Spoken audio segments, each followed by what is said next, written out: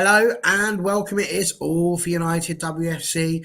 You'll have to forgive me. My mind is incredibly scrambled right about now. I've been for a weekend away full of fun and frolics, and I'm back for an evening of fun and frolics. And in a weird situation, one that I don't think we've ever really been in before, we are actually outnumbered here on AFU. We have the one lone Manchester United fan sat here, cozy in his corner, whilst over here we also have Freya and Lyndsey from the whole 115 yards, friends of the show, we've had them on before, here to discuss Kirsty Hanson. So first of all, Freya, how are you doing? Thanks for coming on. Everything okay? Yeah, really good, thank you. Thank you for having us back. Really excited to talk about Kirsty and how far she's come at Villa this season. Excellent. No, good to have you on. And Lyndsey, thank you for joining us as well. How are you getting on? I'm good, thanks. Thanks for the invite, and it's great to be here. I know Freya's been here before and said she had a lovely time with all your supporters and followers, so thank you for the invite back. No, thank you very much for joining us. So, it's great to have everybody on. Great to see people in the chat already. We can already see we've got Tom DeVal here.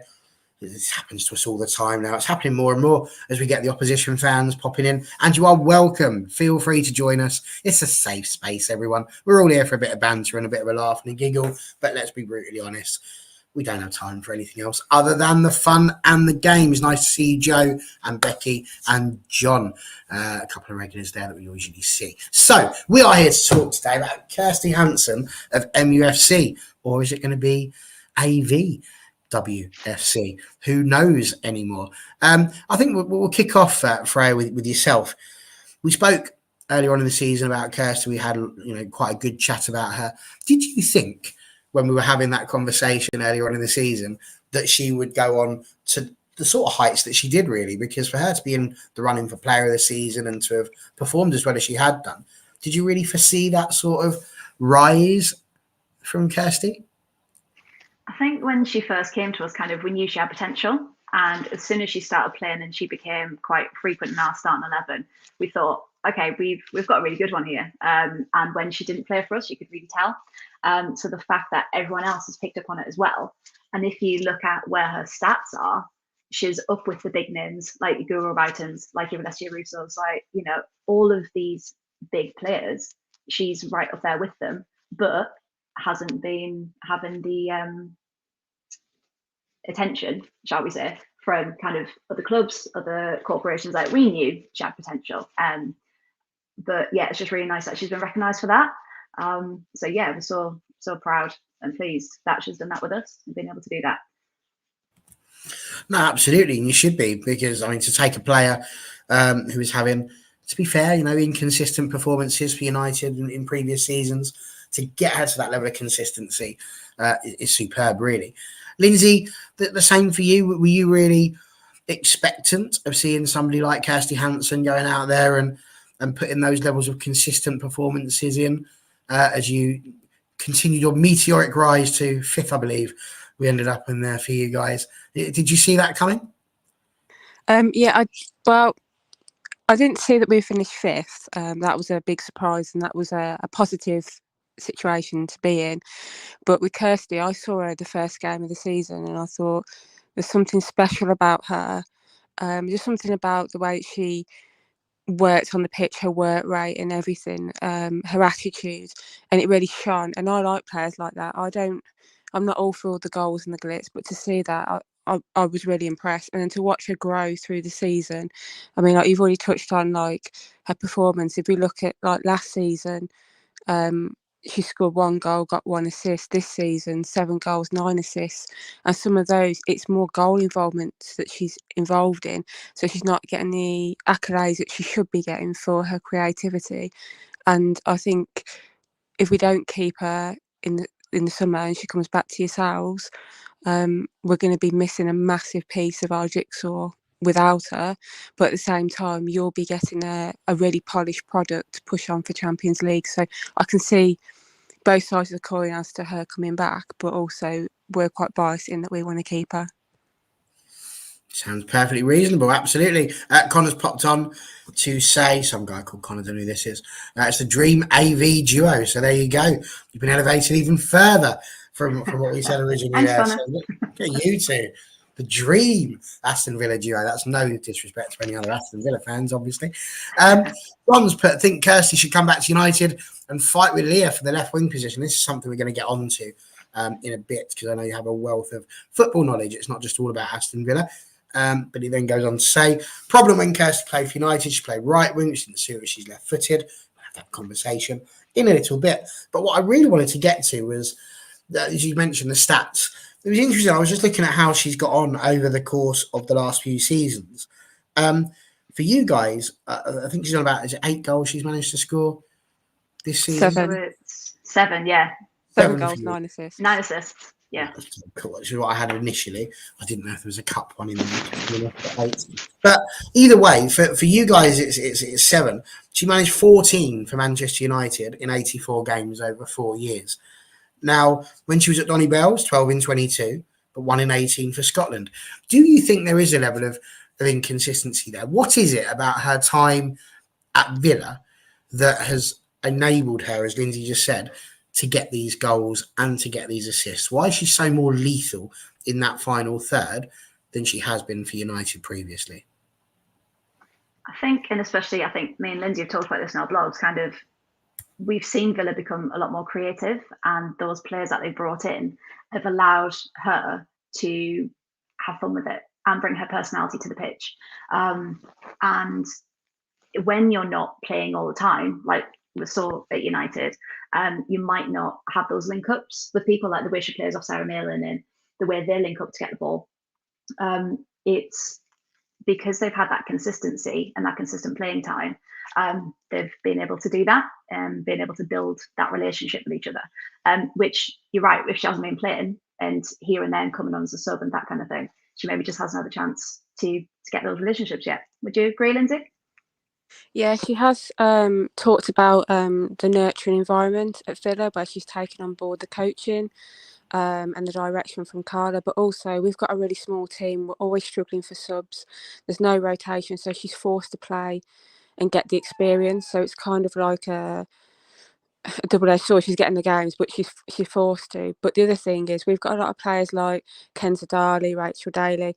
They get man-marked out the game for creativity because they're so deadly, and people like Kirsty Hanson have got free rein and space. I think in the last Villa game of the season, we saw Kirsty have the whole wing to herself to do what she wanted, and she went on a whole run, and she could cut in or she could carry on and put a cross in, and that's the benefit of having the different players. Whereas at United, it's just, there's so many good players, but it's all quite crowded, and the teams they're playing, where it's competitive at their level, they just seem to be equal quality, meeting equal quality. Whereas for us in the big games, we're just sort of batten down the hatches and try and take some points off the top 4.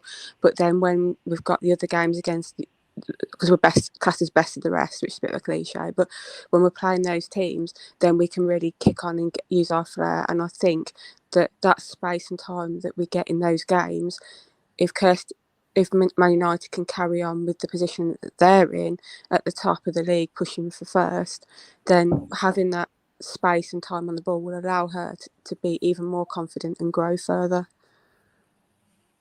No, absolutely. I mean, the comments are rife with really good points to be said at the moment. I mean, obviously, we mentioned John saying that she's playing in the sort of position that she needs to play in. We've got Georgia here saying it's clear to see the trust Carla has for Kirsty, and the man management is so good, and that also Carla lets her play with the creative flair that she has. I'm going to assume that Georgia is a villain and not a devil on this occasion. Not sure I've seen in the chat before, but welcome. Good to have you here. And absolutely, I think this is a really big thing about it. I think confidence is a massive, massive part of it. Joseph's put, some players are better players in smaller clubs with less. I'm certain this means pressure. I don't think they're trying to say that it's just horrible at Aston Villa and you have no fun. There's no pleasure. It's all like, just route marches and that sort of stuff. And no offense to Villa, she's never going to do that when she has chances at United. But I think this is coming down now to John's question about the left wing and the right wing. And Lanzell, I think, hits the nail on the head. It would love to see Kirsty back, but I think the issue with minutes might be a problem moving forward. And that's how I kind of feel. I look at the United attack as it is. If she was to come back, she's got to face Leah Galton on the left wing if she wants that. And I'm not convinced. I mean, I don't know. A really good Kirsty Hanson might well be able to take on a really good Leah Galton, but who do you start in that situation? Now, you can argue we want that sort of depth, but would Kirsty want to, having had an entire season of playing first team football, go back into a situation where she might only play half of a season? Maybe not get into the Champions League games and only been playing the league. I don't know. We're not Kirsty Hanson, but for me, that's a tricky one. And if we play her out on the right, who does she take out then? Do we take out Lucia Garcia? Do we take out Nikita Paris? Do we take out Martha Thomas? Whereabouts do you see her playing? And that's the bit I really struggle with as a United fan. You've seen Leah Galton, Freya. You've seen how she's played. I think she's been one of our best players this season, certainly attacking-wise. If you were to, because there was somebody here, I think it was Amy, who's just put, if this was a Villa player owned by Villa, had the same stats, we'd be saying she should be signed. And I agree with this. Absolutely. But equally, because we know Kirsty, how would you put them up? Let's flip it the other way. If Leah Galton was at Villa, who would you start with? Would you start with a Kirsty or would you start with a Leah? It's a tough one, isn't it? Because they're both, the season they've both had, like, you can't fault Leah Galton's season. Like, she's been so strong, so consistent. She's been getting the results in. And I think at the minute, like, we'd love to have Leah Galton if the roles were reversed, but then you've got, so it's hard because you've got two amazing players. So do you keep that rotation up? Do you have them both play half and half? Do you kind of get them both playing like we see in like Barcelona with Kira Walsh and Ingrid Engen? They've got a really good rotation going on. It's one or the other. But then you've got the draw of Champions League, like you said, like anyone would love that. But then but am I getting first team minutes? And that's the argument that Kirsty's kind of got to have with herself and make a pro con list, because what's going to be worth it? The minutes, the performance, the consistency to then get called up for the Scottish team, etc., or that chance at Champions League, but probably on the bench, maybe less minutes. Because I think at the minute, I think Leah Galton will keep that spot down the left. Lyndsey, I'm not too sure. She played. I'm sure I've seen her more on the left, but yeah, she does tend to be on the left because we've got Alicia on the right. Yeah, that's it. So we know she can be versatile. But yeah, I think if she does come back to United, that down the right, there's more option for her to push in there, but she is better suited to the left. So it's a tough one. I wouldn't like to be her. It really is a tough one. I mean, Lyndsey, what would you do if you had the option of starting Leah Galton? I mean, Lanzel's already said Leah's number one, loves Kirsty, but it's her wing. So what would you do? I mean, oh, hello, Chris is straight in with here. She's already a villain. So there we go. He's insistent already. And again, age-wise, absolutely something to consider. Galton's 29, Hanson's 25. Hanson potentially coming into her peak, whereas Galton probably at it at the moment. So, yeah, very interesting. What do you think, Lyndsey? What would you do? So I would start Leah Galton because she's been consistent at a really high level all season, fan favourite, and experience. She's very experienced and she's very good at what she does. However, with Kirsty, I think if, like Freya said, if she's not starting, then that may affect her position in the Scottish national team, pushing to be a starter all the time. And me personally, it's a big choice for her to make, because it's, does she take the risk and go back to United as the better player that from this season that she's had, and tries to deliver and tries to get Champions League football and hopes that the depth will allow her rotation, knowing that she's going to be more a squad player, but because she's never going to push out Leah Galton unless Leah gets injured, and we don't want that at all. Or she can come to Villa and use that as a shop window and perform, and then if Villa break through into the top four, fantastic, and if not, then it opens doors, if she's open to it, to go in on abroad and playing internationally, like many people have done in the last 12 months. If we look at the England team, Kira Walsh, Lucy Bronze, Georgia Stanway, they've all done that. So it might be that it's not for Man United fans, for her to stay at Villa, it's a bit of a negative, it's a bit of a come down, but it might not necessarily be that, because it could be that shop window that she needs, or it might be players move on at United. I think with the amount of people that are going out of contract this summer, that is what's going to define who plays where, because it's about 10 players you've got that are out of contract, excluding the goalkeepers, and I think that is going to determine where she goes. So sorry for detracting from what you were saying, but I do think for her to stay at United, there's going to have to be some promise of game time, and I just can't see it happening with Golden being there. I think I agree. I think it's very hard to disagree with that one. At the end of the day, all players want to play. That's the whole purpose of it. It's one of the reasons why we love the women's game. They're not in it for the money at that particular point in time. They're in it because they want to play football. And that's exactly what we want to see them do.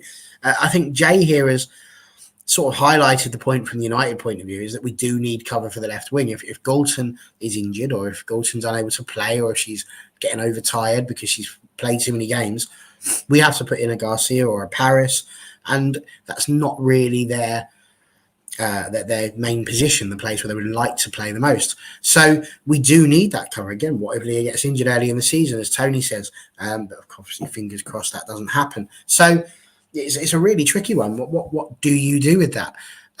Meanwhile, for you guys, if Kirsty were not to be at your team next season, what would that do to your team? What sort of a hole would that leave? And could you see that being filled by Carla going forward? I think we trust Carla with whatever she does, which is really nice to have in a manager, to have that faith in her.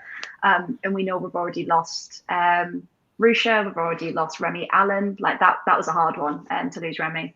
And we've had some big names leave, so we know Carla's going to have to do some shopping for some big players to come in, because now she's got the pull to get some bigger names in, which is fantastic. But the gap that Kirsty would leave, like we've seen it, like I've mentioned, when she doesn't play. So we'd have to get someone who is creative, who's got the same mindset, who's not afraid to get stuck in and challenge. Because I was looking at I was at the Arsenal game, last game of the season, and her work rate, like Lindsay's mentioned, she was still having shots on target in the 98th minute. And to just keep that work up, we need someone like her. So if we can't keep her for whatever reason, then we need to definitely.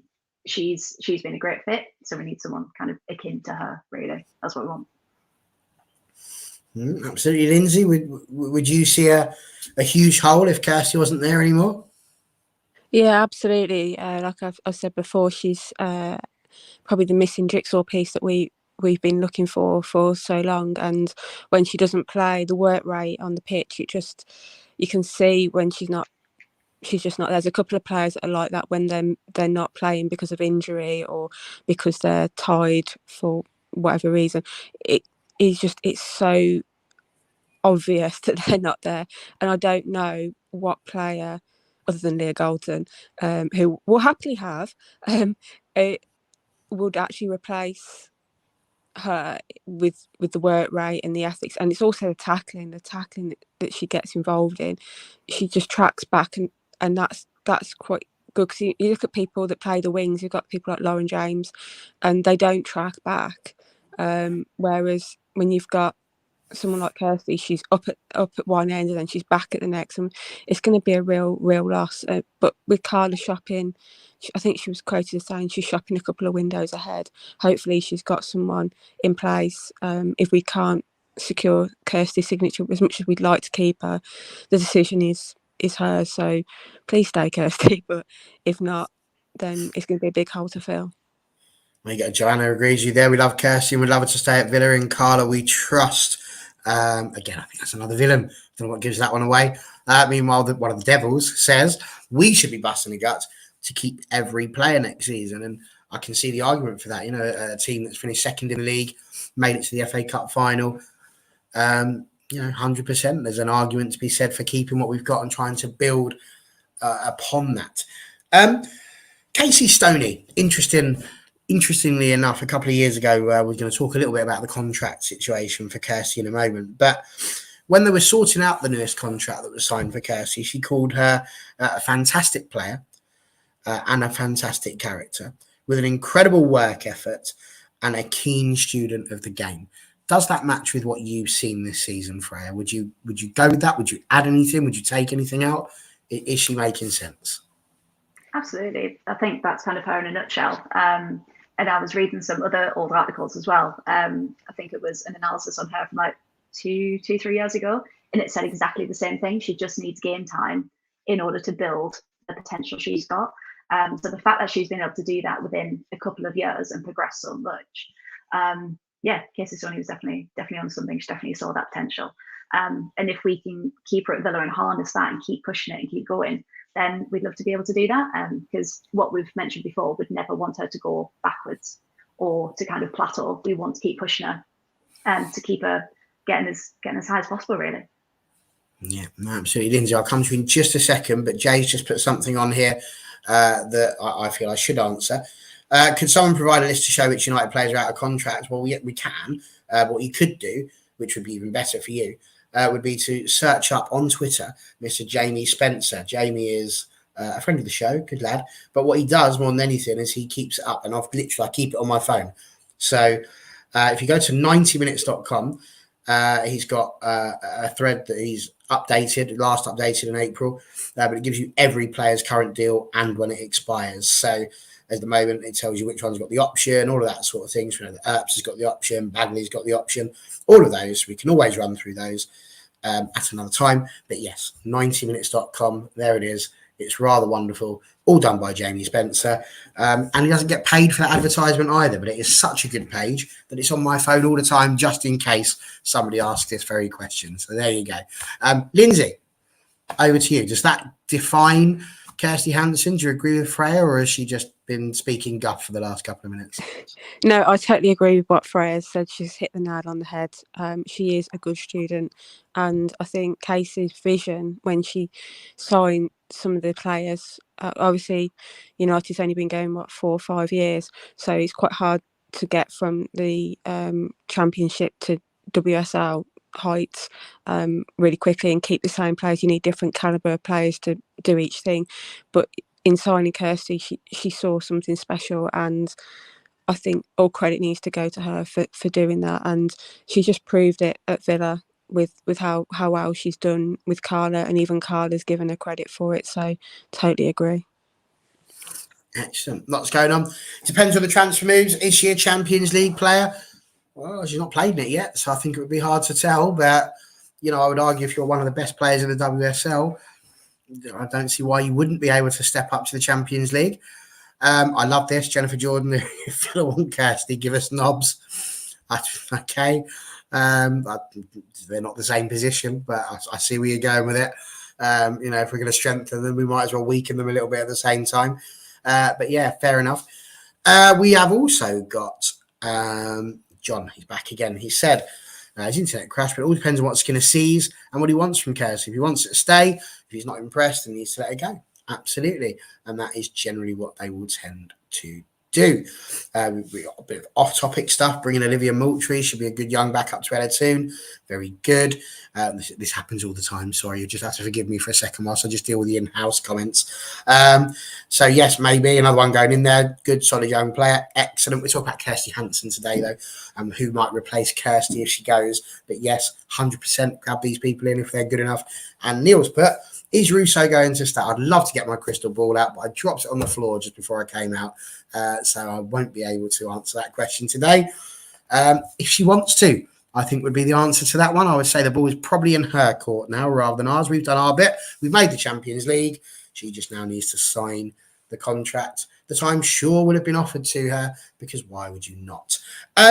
Speaking of contracts, Kirsty Hanson's, I was intrigued by this one because, again, using Jamie's rather wonderful website. It's not his website. I should probably say that he works for it. He doesn't own it. But we've actually got Kirsty obviously signed until 2024, but with the option. So theoretically, we've got her until 2025 because I'm sure it'll be a club option, and therefore we can implement that. Obviously, that was signed under Casey Stoney. That's the big difference for me. Now, Kirsty's an academy player for Manchester United. She started her life at Man United. And obviously, as a teenager, she gets to a point where she can no longer be an academy player. We didn't have a women's side. So, Kirsty being 25, that was 7 years ago. We were only made 5 years ago, or rebuilt. So therefore, she had a couple of years where she went off. As I've mentioned, she went to Doncaster Bell. She played there. And then eventually she comes over to us again. And we're now in this situation where I think it's a big moment for Kirsty, because she's now got to decide whether she wants to go somewhere, as you said, with a manager who is clearly backing her, clearly wants her to do well, clearly wants to give her game time and help build an attack and a team around that in order to be a platform. And there's an argument, especially if Man City don't strengthen their side, which is a rumour that's going around that Gareth Taylor's basically said we're just going to stick with what we've got. If that's the case, there's definitely an option for fourth, and who knows, maybe even possibly breaking into the top three. Then if you have that sort of foundation that's been built with the likes of Kirsty Hanson, that's massive for you guys. So really where I'm going with this one is, how much moolah do you think you're going to have to part with to prize Kirsty Hanson out of our little grubby hands? Because I can't see her going there for free. No, I don't think. We were talking about this before, actually. We were saying if she does, it's going to have to be not necessarily about the money, but maybe like the package that comes with it. So like the guarantee of playing time, maybe kind of accommodation, help with the move, kind of the whole deal, rather than just relying on money. Because you're right, if you've got deep roots in a club and you are so loyal to them and you've been there growing up, like if I ever played for Sunderland women, I'd love to take them right to the top and be there and help them to do that as best I could. But you've got to then look at, okay, well, is it possible? Is it just, am I thinking with my head or my heart? And I think it's going to have to come down to that. So I don't maybe think the money, but I think it would have to be, what does my future look like at Villa, and what does my future look like at United? And I think that might be a hard reality to deal with, especially with how loyal she is to the club. Because we can all see that. We know ideally she'd love to come back, but it's what's actually going to be on the table for her. Yeah, fair enough. Lyndsey, do you see yourself having to part with a fair amount of money if you wanted to get her in? And whereabouts would you rank her? Because like you look at someone like Alessia Russo, 450,000-ish was being bandied around Twitter as a sort of a world record amount. In the men's game, that's not that much. If we said you're going to buy a striker for 450 grand, you'd like to sit there and go, sold. In the women's game, it's a fortune. You might as well be talking 100 million. So where do you sort of see the value and the level of Kirsty Hanson to you guys? I think for us, I wouldn't know like numbers side, because I don't know much about numbers, because back when I knew about numbers, players were getting bought for 50p in a Mars bar. I'm showing my age now. But the Mars bar was so tasty, so yeah. Worth it.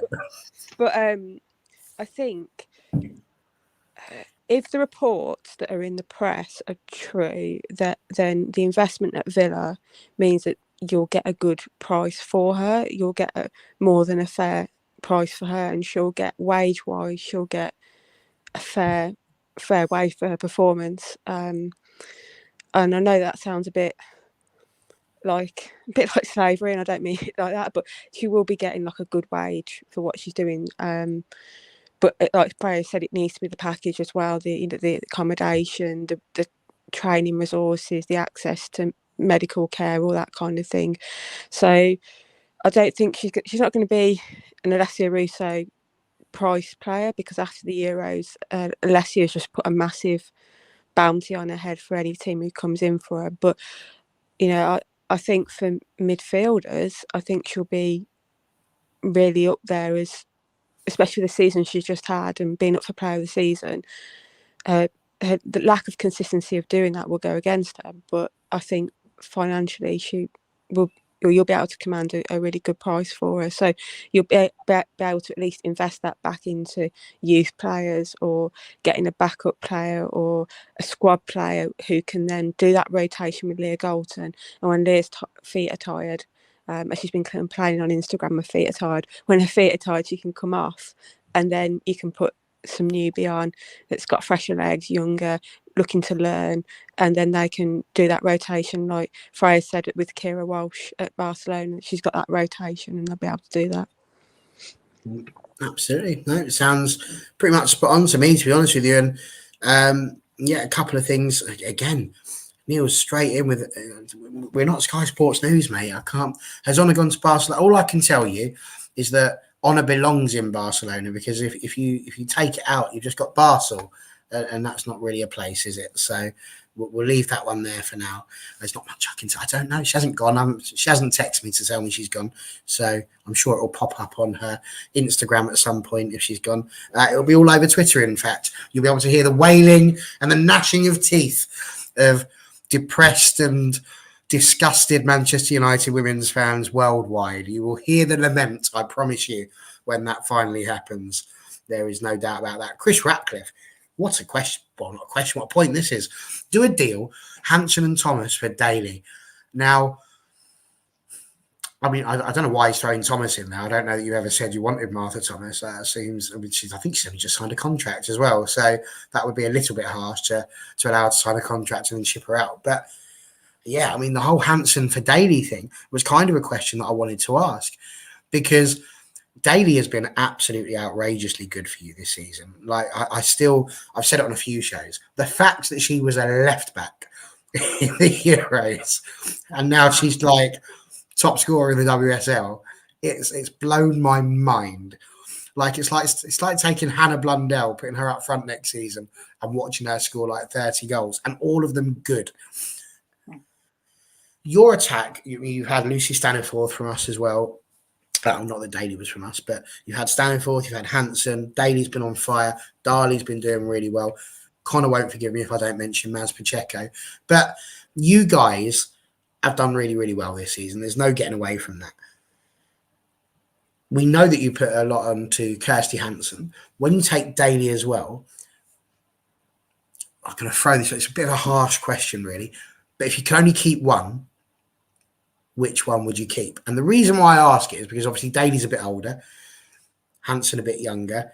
It's kind of like do you want the now or the future sort of bit? So if you can only keep one, which one would you keep and why? Wow, what a question. I'm quite proud of myself. It's hard because they both are fantastic, but they both play very different, so you get the different elements from them. I think I'd maybe keep Kirsty,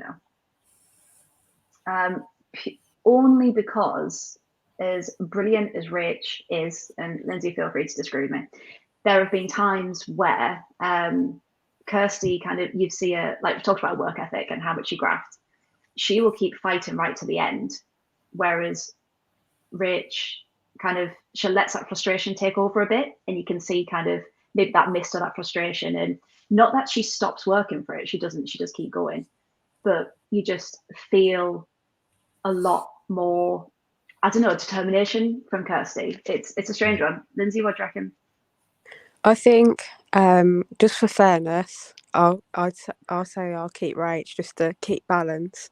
But I think if you were to keep Kirsty Hanson and let Rach leave, then you'd be looking at buying a player like Beth England to replace her, who is just as clinical and destructive up front.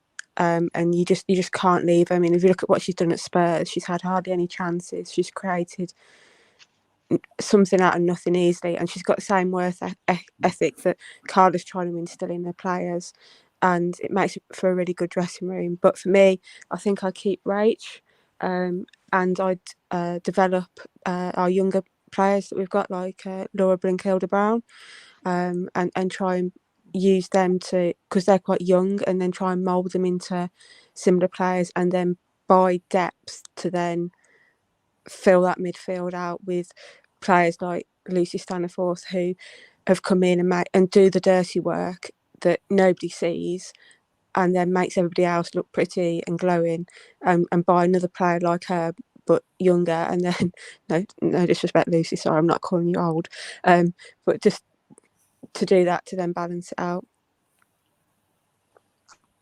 No, can't argue with any of that at all.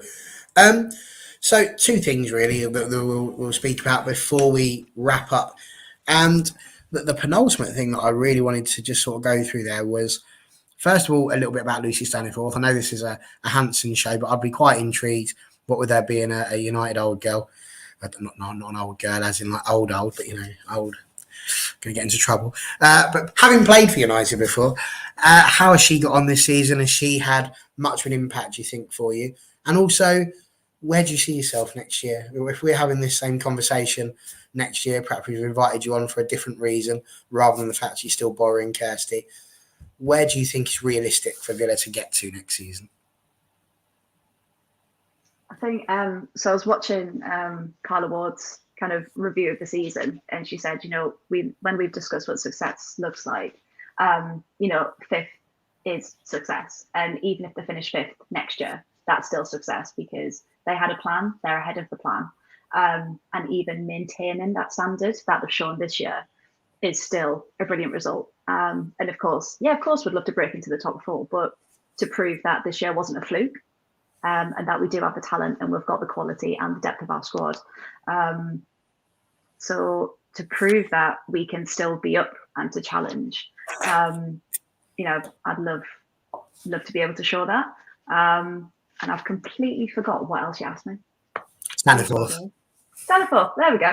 The fact that she came in, and because she's had international experience as well, we've kind of discussed having her, Jordan Nobbs, Rich Daly, Richard Corsi, kind of all of the mature and experienced players, how that's just bolstered the squad. And they've got that confidence. And the way they've kind of all slotted in, especially Lucy, as soon as she came, she was in that midfield and she was commanding it. Because we talked about that, didn't we, Lyndsey? Kind of, you could tell, like, she's shouting and screaming on the pitch, she's given that direction. And she's like, you can tell she's a leader. So the fact that she's come in and been able to do that, we've loved her for it, because she does control that midfield. Lyndsey, would you go along with that? Staniforth, how has she got on for you, and where do you see yourself next season? So with Lucy, I agree. She's just been like a slipper to our midfield. She's just slotted in perfect. She's exactly what we've been missing, and what I said we've been missing at the beginning of the season, because we've got a great striker, we've got a good defence, but midfield we've just easily been overrun, whereas brought her in along with Jordan, and the two of them have solidified that midfield. And like I said earlier, she's done the dirty work, the professional foul, shall we say, to do tactical free kicks and stuff like that, to get possession, to break up the play. And it's all knowledge and experience that's come in. It really shows, and it makes a big difference. And I think when she moves on from us, hopefully no time soon, but when she does, it's going to be another hole. So she's a really good quality player. And with success, I think I agree with what Freya said. Fifth is really good, to be best of the rest again. And there's been lots of teams that have got fifth, and then within 2 seasons of coming fifth have been relegated or been down the bottom and at the very bottom. And we don't want that. We want to stay at the top, mingling. And if next season is just fifth, then success for us will look like still being one of the few teams, or the only team, to take points off the top 4 consistently in matches.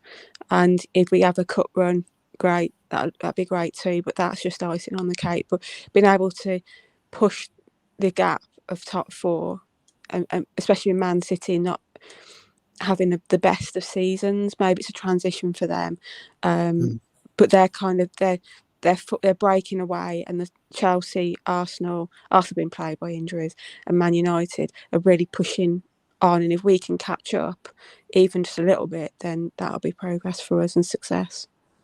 Absolutely. Jennifer's gone. No Birmingham City is success for Villa. So I don't know how you feel about that, but there you go. Maybe that's true. Maybe it's not. There was a question. I've completely forgotten it. I've written it down. I do need to ask you this one. We've obviously met each other 3 times this season. We had the one at Old Trafford where we beat you 5-0. The Conti Cup game where it was 1-1 and we lost in the penalty shootout. And then, of course, there was the game very recently where we just about defeated you 3-2. All of those games were notable for the fact that they didn't include Kirsty Hanson. Now, I'm unwilling to accept that you think the game would have been that much different in the 5-0 game, but in terms of the 3-2 one, especially when you look at how your team was evolving over the course of the season, do you think you'd have seen a very different team in a very different game if Kirsty had been able to play against us in those games? Absolutely. So I think the best thing with Kirsty is that, like I said, she fits so well into the team and she can be creative and she can make chances. But the fact that she's been in the team has allowed all the other players to be creative as well. So we've still got Ken Starr, we've still got Rich Daly, we've still got Max Pacheco. And what then happens kind of at the beginning when we did lose quite badly. But from then, we've been able to go, right, okay, these are our weaknesses. This is what we need to do. These are the gaps we need to plug. And without her, we've still got a good squad now. We've got that quality. We can do it. So with Kirsty, it's only bettered. It's, that higher quality. But yeah, I think without her, we've still got a good chance. And maybe next season, I'm really looking forward to see what we can actually do now we're at where we're at. If that makes sense. So yeah, I think we've just kept getting better as the season's gone on. Brilliant. Lyndsey, do you echo that? Yeah, definitely. I think had we had Kirsty, I think the games where it went down, the game that went down to penalties, I think that's the one that me and Freya actually went to. Yeah, we were, yeah.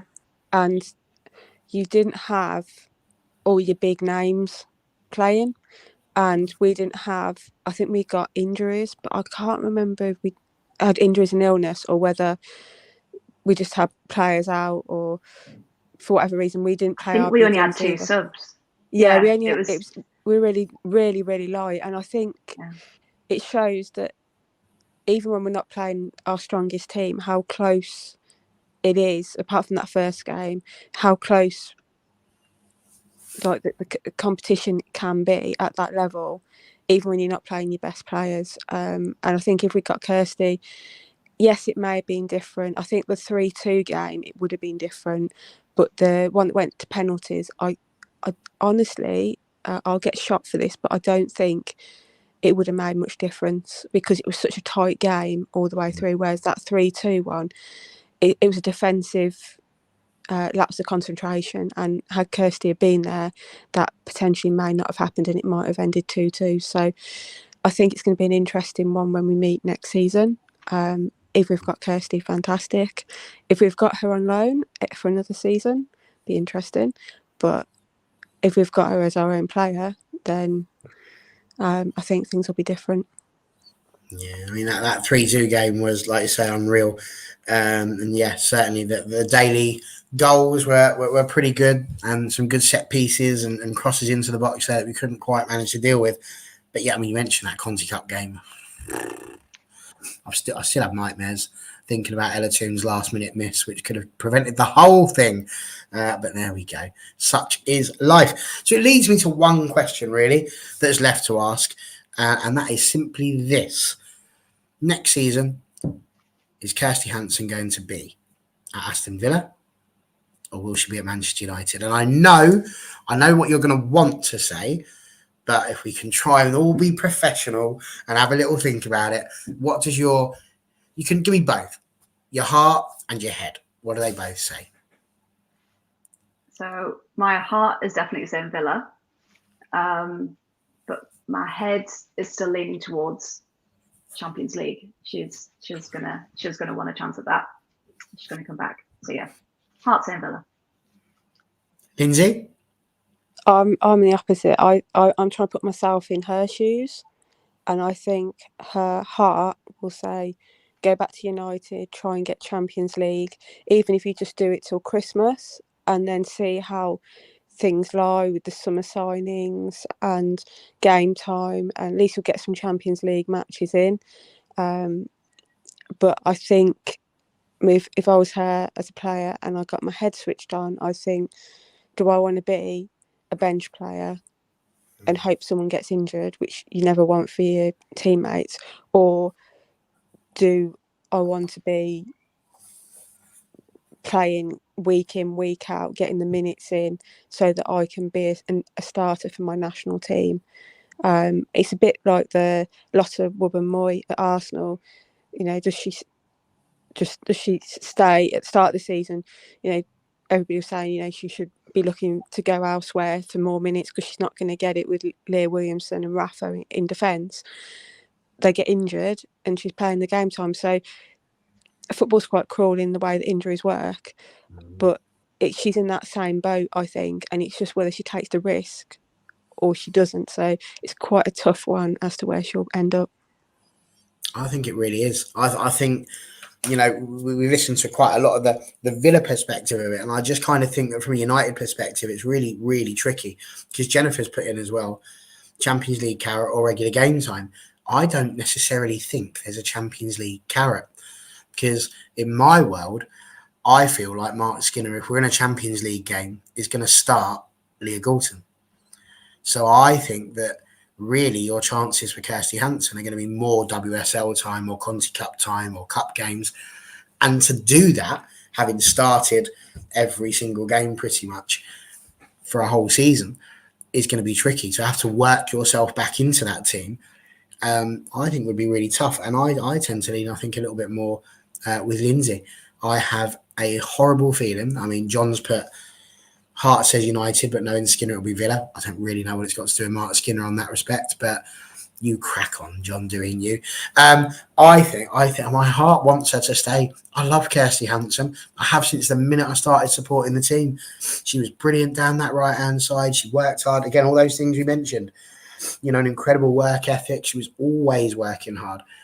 But my head is thinking that she will just want to play regular football. And if that means she's got to go to Aston Villa to get it, time's on her side to be able to do that. I'd like to think she'd stay. I'd really like her to. But again, you mentioned Lyndsey. Does she stay till January? I think the big risk there is that Carla goes and gets somebody else who can play that position up until January. Then there's no guarantees that she comes in and starts at Villa either. So it's really is a conundrum. And if she's watching now, what a choice you've got ahead of you, Kirsty. It's United, obviously, because that's the channel you're watching, isn't it? You can't be going to Villa. That's not allowed. It's all kicking off in the chat. What's happening here? Oh, yes, that's right. So John has suggested a straight swap, Kirsty Hanson for Maz Pacheco, which would delight Connor no ends, that's for sure. Chris has given that short shrift on your bike. Tom's just laughing. He doesn't find it that funny. I don't think. As Connor said and mentioned, make sure you drop a like on the video and subscribe if you're new around here. That would be wonderful. It makes us feel all warm and fuzzy inside. Joe, playing time equals a happy player, so Villa is where Kirsty should be. Do you know what? On a human level, I'd probably agree with you.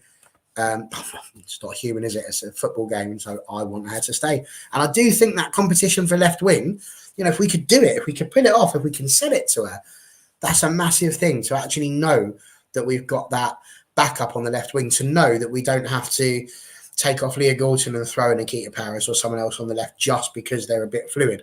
To put someone there who we know can perform at that level could even raise Galton's levels a bit more because she's then got to worry about it. So, yeah, lots going on. Right. If Honor leaves, then Kirsty might return to United. Who knows? It's possible. And here we go. Playing time. Yes, that's what we're saying. Good. We're saying the same thing, John. Congratulations. I love it when you're on my side. Speaking of sides, you guys have been rather wonderful coming here and joining us once again. Thank you so much for giving us your time and your expertise. And thank you for looking after Kirsty Hanson more than anything else there. Let's have a little bit of a shout out of what you're doing. I mentioned it earlier on. It's the whole 115 yards, all to do with Villa News. I think that's is it similar or separate? Tell me more. I've forgotten. I've done a show since we last spoke. Tell us more, Freya Lyndsey.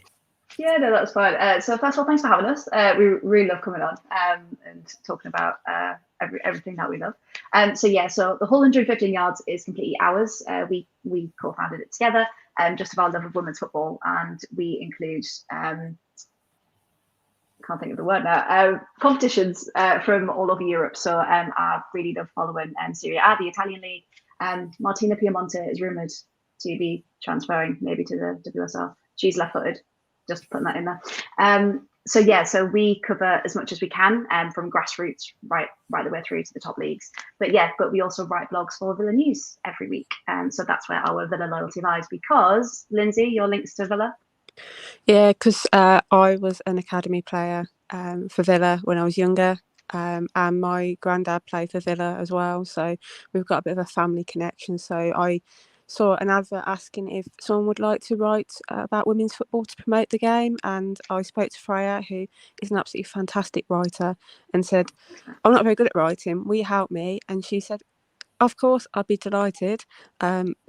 Probably not that nicely, but she said, "Yeah, we'll give it a go," and we've been doing it ever since, and we absolutely love it because we get to watch quite a few games and analyse them and pull them apart, and then do a bit of research as well. So we're historians by trade, so it allows us to do a bit of everything and promote the women's game. But we also pick, if we see anything good about grassroots or other leagues that are really important, or even if it's occasionally the men's football, something that's really touched our hearts, such as the passing of one of the big supporters for Bury, AFC or FC, not sure what they're called at the moment because they're just going through a restructuring process, but obviously they got kicked out of the Football League completely. So stuff like that, we post about that as well. So a bit of everything, really.